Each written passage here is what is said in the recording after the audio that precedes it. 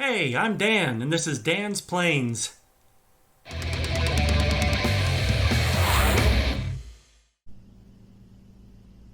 And we're back with another update. So, this rib, I went ahead and clamped it together, put some thin CA in there.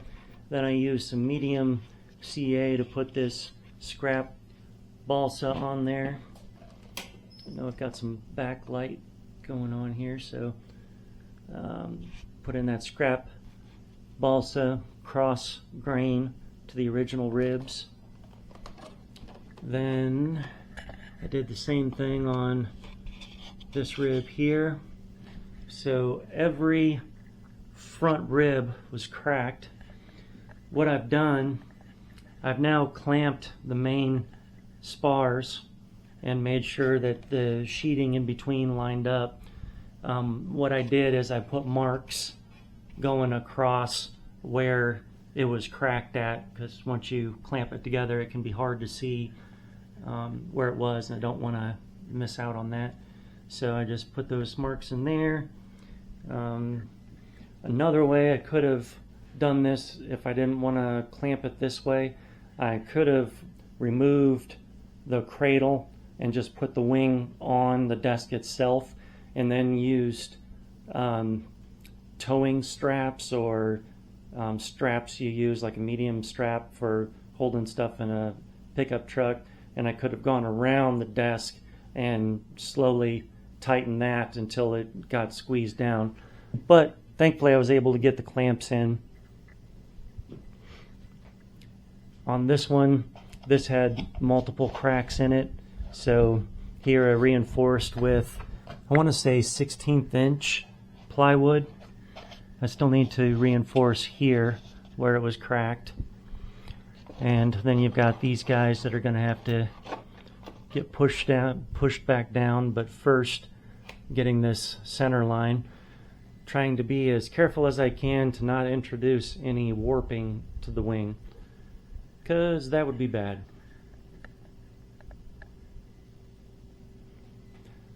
So she's coming along, slow but sure.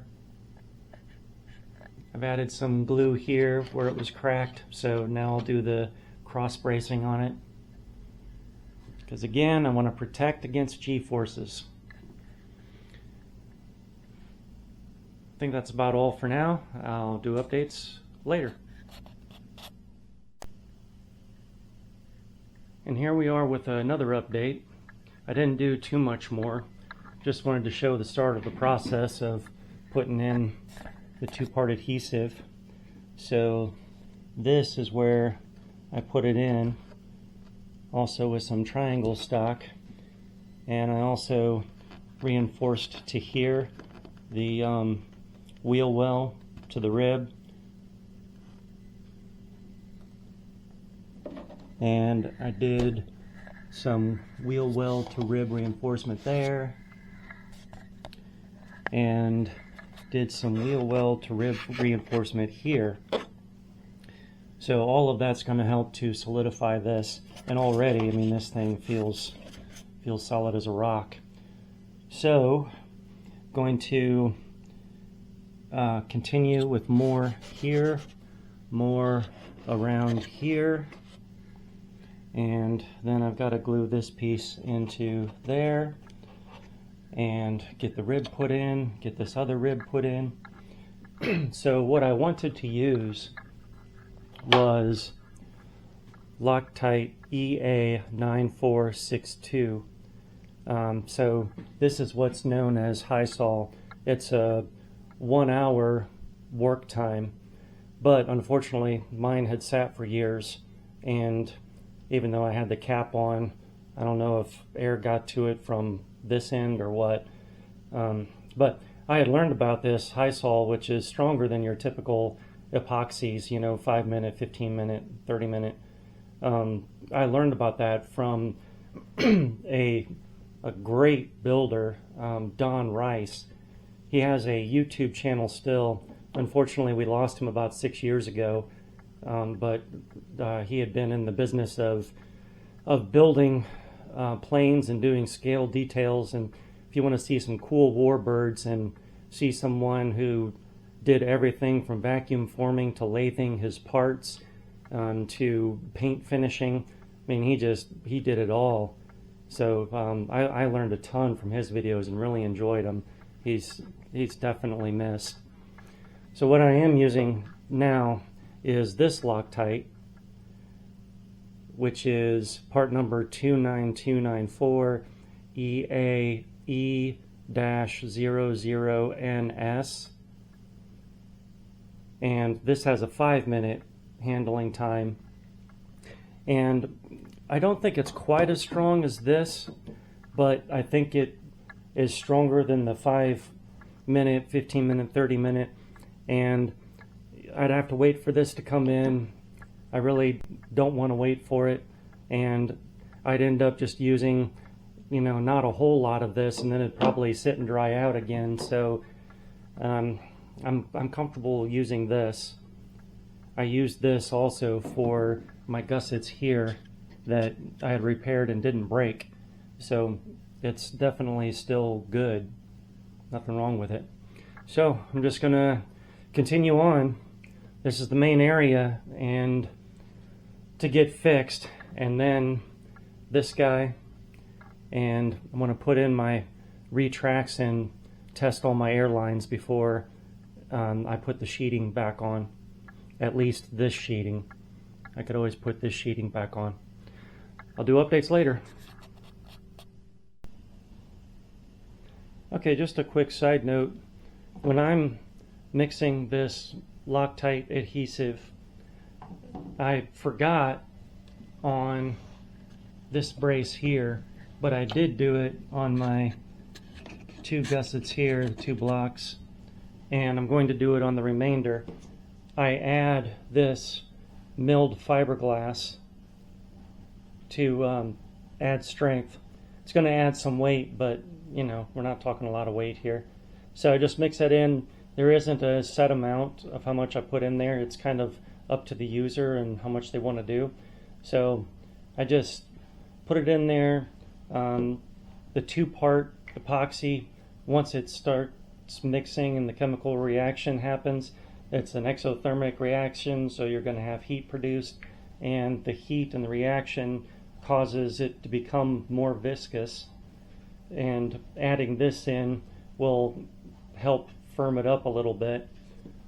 But sometimes you have to just use some tape to create little dams to make sure that it doesn't all run down the joint that you're trying to adhere and just pool at the bottom. So sometimes you just want to stick some tape around there. That's what happened a little bit on this joint. You can see on the right side some of it went down in. I'm going to put a little more on there, and I'm probably going to go ahead and put some on the outside too with this milled fiberglass, just for double, triple making sure that I've got good strength, because obviously joint at the root of the wing is important, and your leading edge, your trailing edge, and your 2 spars are what's supporting most of your weight. So those things have to be rock solid. Alright, more updates later. Here's another update.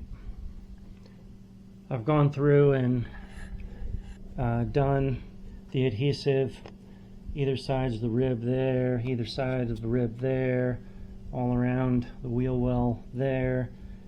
Did more reinforcing there. All of this has that milled fiberglass.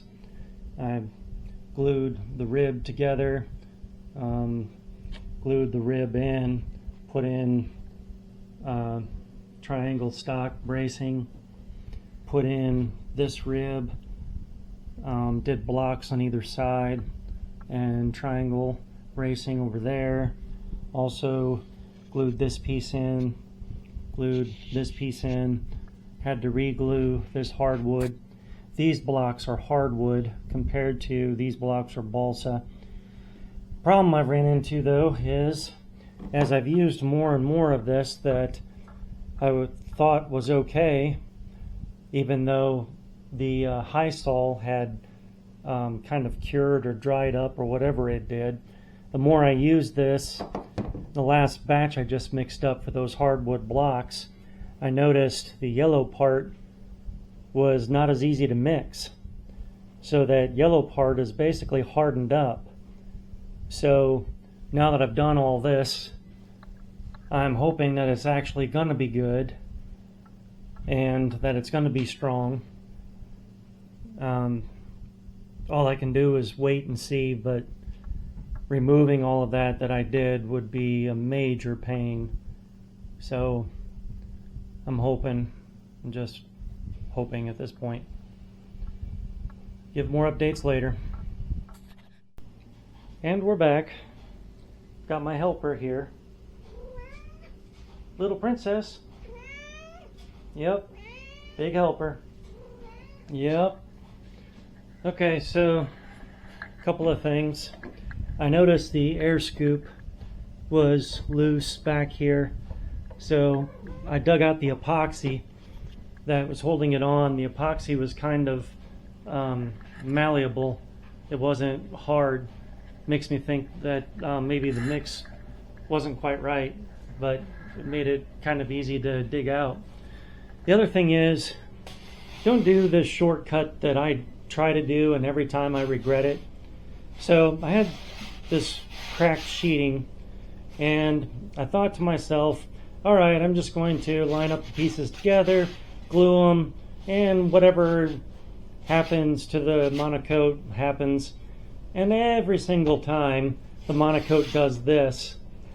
So I decided to remove this portion here because of this crack, so I could just redo down here as one solid piece.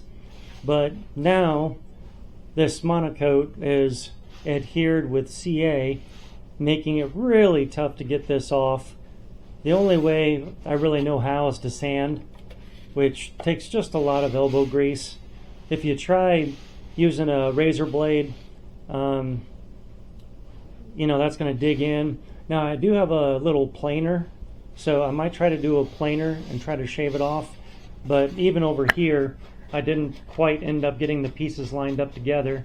So I may even break that apart to try to put it back together better, because otherwise it's just going to look nasty. But I mean, with the way that the swing is turning out, it's probably going to look nasty regardless, but just do the best I can.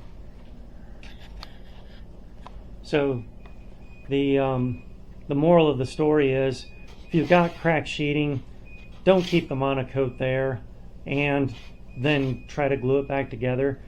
Trying to do it quickly but not worrying about the look so much. Just do yourself a favor, remove the monocoat first, then get your glue where it needs to be. Your glue is going to need sanding after you're done anyway, so leave yourself a little extra room. And I've done that too. I've gone through and removed some extra monocoat because, for instance, when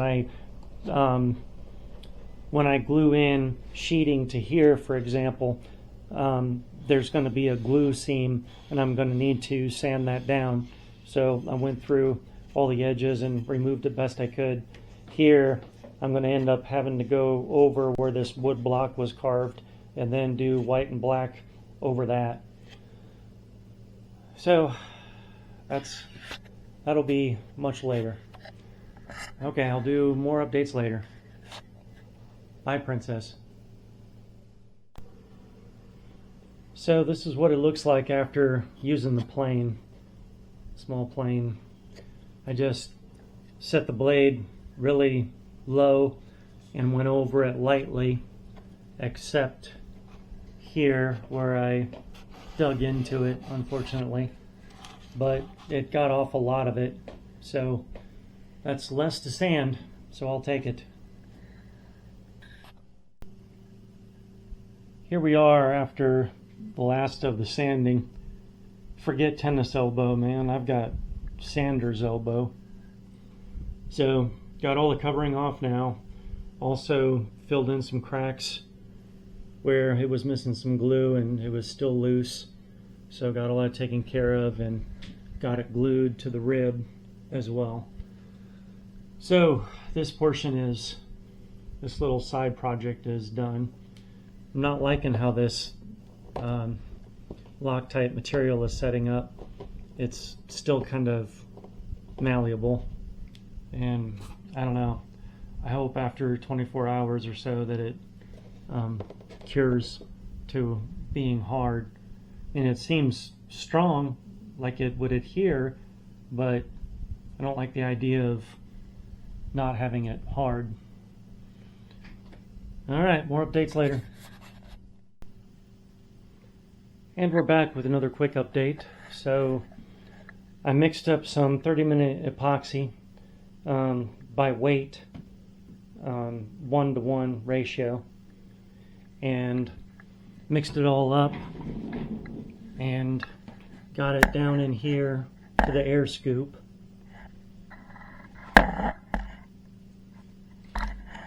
Then what I did, rather than tape it down because I wanted to clean the edges, I used weight on top of it to push it down and made sure that it's on top of this stand here. So for some weight sacks that are really convenient, you can use Ziplocs full of fish gravel or cat litter or sand or whatever these decorative rock things are. They form around things like round wings or fuselages, so they can be really handy.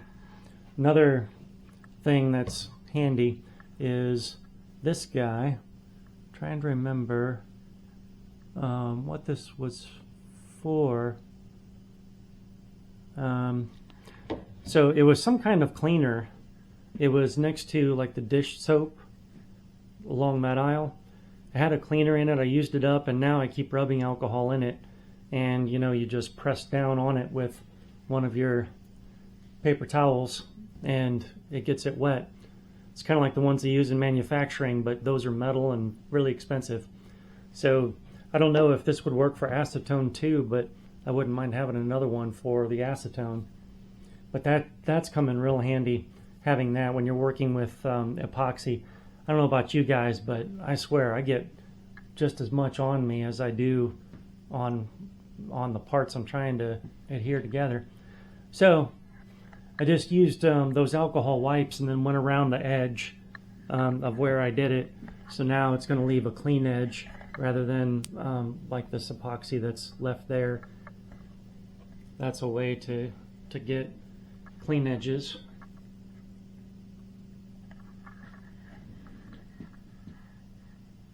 All right, that's it for this update. And we're back with another update. If I can talk here, just did a bunch of sanding and that dust is killing me. So I went through and I sanded spots that had old covering on it. Because this is kind of a lighter shade, I don't want to leave the old covering, put this lighter one on, and then have dark splotches underneath. On a good front, the adhesive here, the planets aligned, it became hard, and it's not sticky, it's just hard and strong. So that's exactly what we want in an adhesive.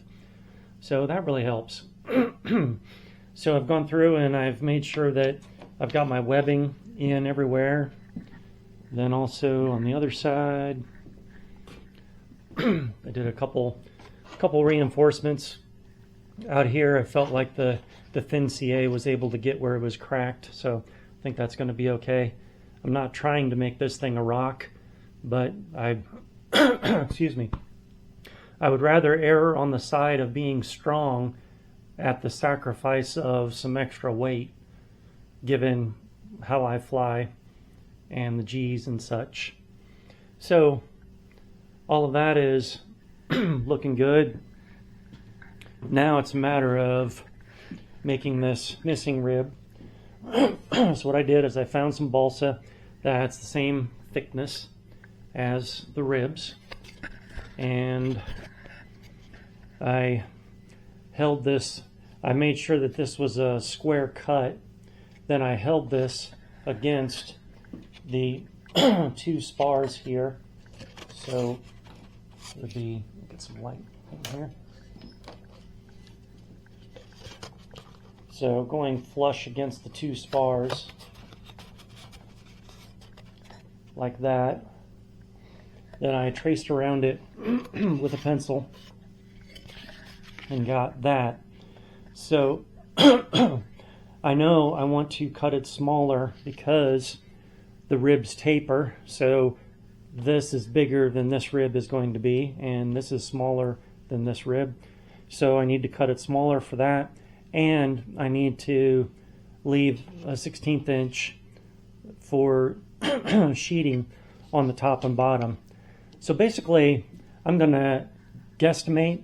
I'm going to hand draw best as I can, taking away about 1/8 of an inch, and then I will put it up here against the two spars again, and I'll put some sheeting across to feel if the rib is bowing up. If there's kind of a lump, then if there is, then I'm going to sand it down until it feels nice and flush. But I can always take more off, but I can't, well, I can put more on, but that's kind of a pain. So we'll just try to do it by taking it off a little bit at a time. So I've also got to add some thicker balsa here, which again, I'm just going to match it. I've got some scraps here of that thicker balsa. This might be it. Okay, so it might take two balsas laminated together. But again, I'm just going to hold it against here, trace around it, put it in there. I will make sure that I cut away in here just in case I want to add lights.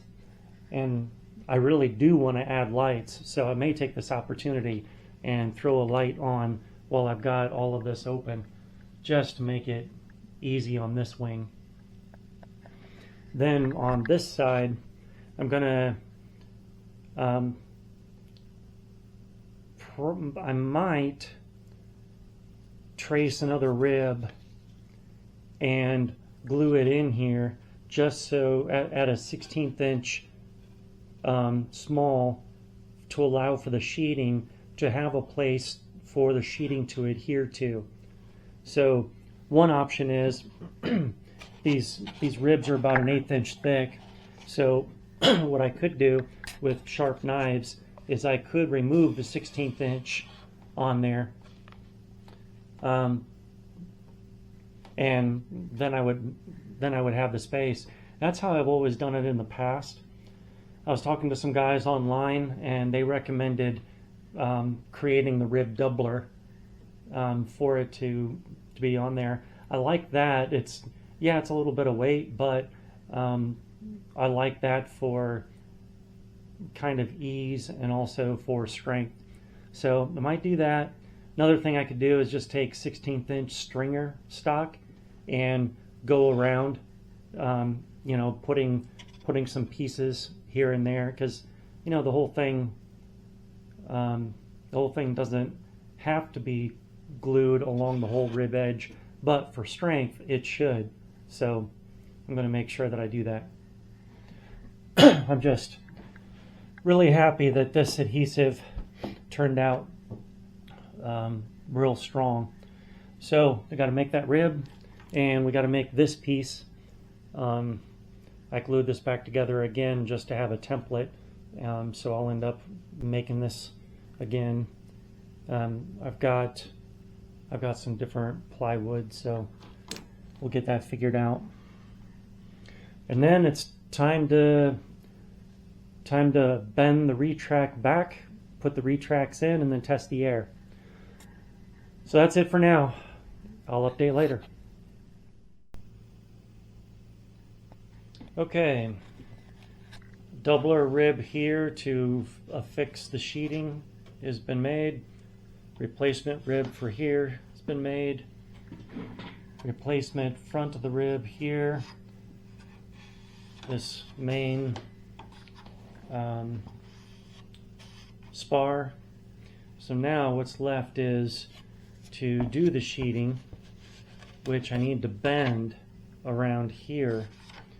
So I don't have any ammonia or Windex with ammonia, so I'm just going to try warm, I guess hot water, letting it soak for a bit, and then it should form around pretty easily.